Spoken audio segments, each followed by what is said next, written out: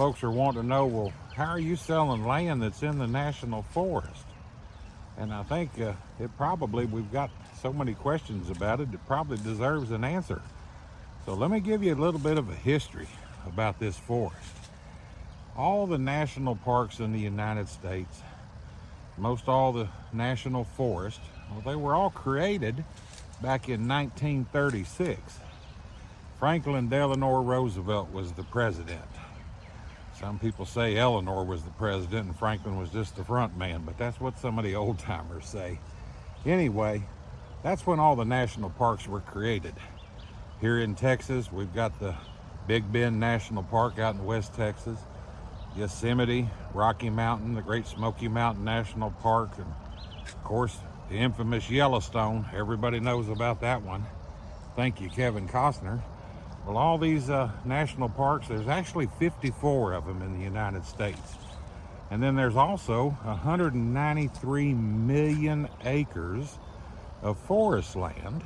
And Franklin Delano Roosevelt created 154 national forests. Now, where I'm standing, on property here that is surrounded by the Sam Houston National Forest. That's over 160,000 acres of land. And what they're trying to do is preserve great landscapes, try to preserve treasures that can't be replaced and certainly don't need to be destroyed. We're right there with you. We agree.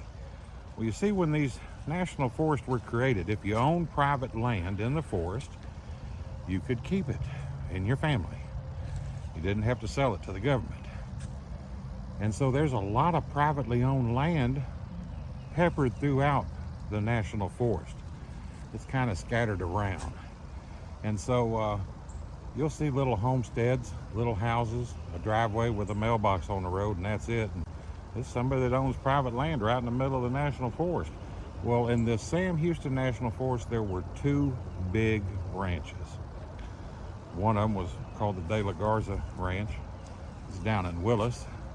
And of course, where I'm standing here, this made up 4,500 acres here that is now the Estates of Texas Grand Ranch and the former part, Texas Grand, our first part.